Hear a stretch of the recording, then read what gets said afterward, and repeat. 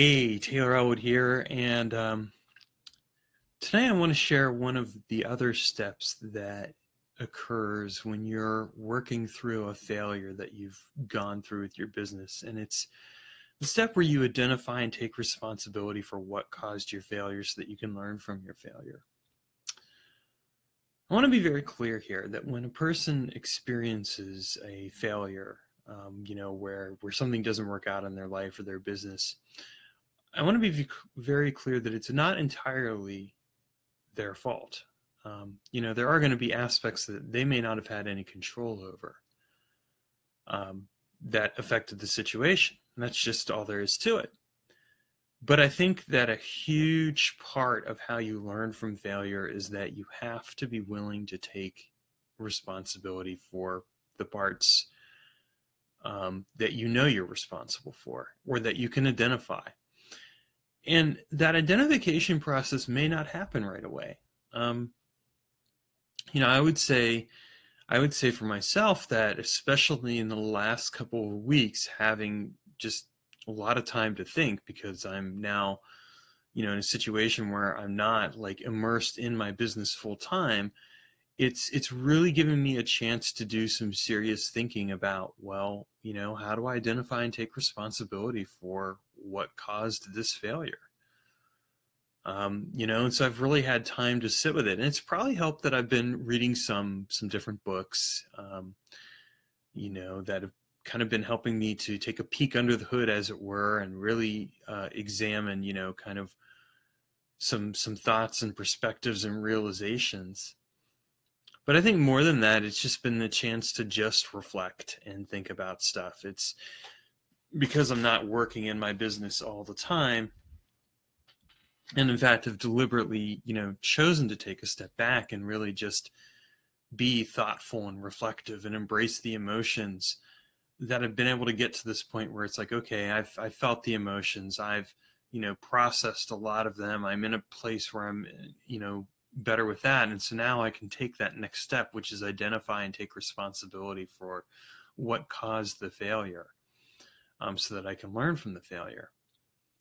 And in my particular case, I would say that one of the big things that stands out to me was that I was trying to be good at too many things at the same time. I was trying to do too much, and not really focusing on my zone of genius, focusing on what it is that I am really good at and just keeping my focus there. Instead I was spreading myself thin, going in multiple directions at the same time and not really getting anywhere. I can see that now as I look back on my business, and I see where I made decisions that weren't working for me. And some of that was because of the classes that I was taking. I think that in some ways, I had signed on for too many classes. I was trying to go in too many directions there. But part of it also was that I was trying to figure out some way to, make this whole thing work. And I got really caught up in this idea of, oh, I have to go down this particular route of online classes and things like that, and I've got to learn all this stuff, instead of really asking myself, is this really in alignment with who I am and what it is that I want to offer, and what I know to be my place of excellence and integrity in the work that I provide. So, sitting with that has really helped me to recognize that, in fact, that simply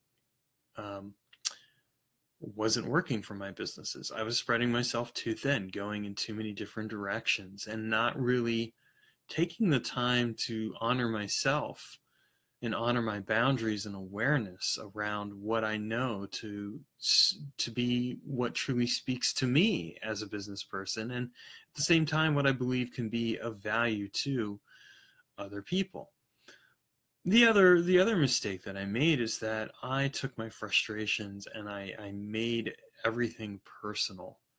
When stuff wasn't working, I took it personally instead of being able to take that critical step back and being able to say, okay, yes, this isn't working. Now we need to stop and figure things out. I kept moving forward. I kept trying to make it work. It was like trying to fit a square peg into a round hole. It just wasn't going to happen. And a lot of times what I see with such situations is that, we get so caught up in our status quo, we have trouble really recognizing when things aren't working because we're trying to force it to work. So instead of reading the symptoms for what they are and recognizing that, okay, just isn't going to work, we need to redo our game plan, we keep trying and trying and trying, and we exhaust ourselves. And in that process of exhausting, in my case, part of that was that I kept bouncing from different thing to different thing because I was trying to figure out, okay, what's the secret formula here? What's going to make this take off, and what's going to get people to start buying these classes and, help me become wildly successful like all these other internet marketers, et cetera, et cetera. That simply wasn't going to work, and it didn't work. And the reason it didn't work was because I wasn't taking the time to truly examine what wasn't working. I kept, so that's another thing where I would say that, while that was definitely on me. And so, where do I go from here as a result of this? Well, what it's helped me realize is that if I'm going to learn from this failure, I need to do one of two things. One, I can't spread myself so thin again. I need to recognize what is essential to what I'm truly offering. What is essential? What speaks to me on that level of genuine satisfaction, but also what speaks to the needs of the community that I'm choosing to serve. And at the same time, really allows me to hone in and focus on that work.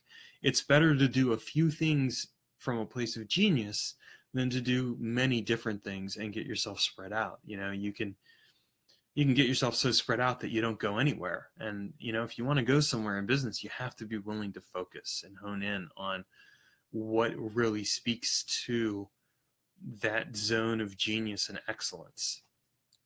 The other thing is at the same time that willingness to stop and reflect and figure out, okay, what isn't working here? What do I need to change?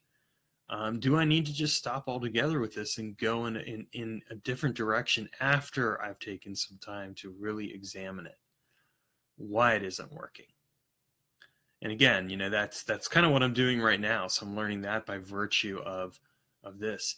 I would add a third thing in there, and it's this realization that in some ways I have sometimes held myself back from doing what I really feel speaks to me as something integral to helping other business owners. For example, I've always felt like offering meditation with my business coaching services would be a good idea, but there's always been part of me that's been like, well, nobody would really want that. Well, nobody's told me that. The only person who's told me that is myself. And so I realized that in some ways I have sabotaged myself, and that stopped me from really going forward with what I'm trying to achieve. And so that's another realization that I would place there that's on me. That's my responsibility, no one else's. But it's a good realization when it comes to these kinds of things. In any case, I just wanted to share that with you and show you that this is another step in this process of turning the lead of failure into the gold of success. You have to identify and take responsibility for what caused your failure. I'm sure I'll have other realizations, but right now those realizations right there are pretty rich and things that I'm sitting with and working through as I continue to figure out what direction I'm going to go in next with my professional life. Thanks and take care, and talk to you later.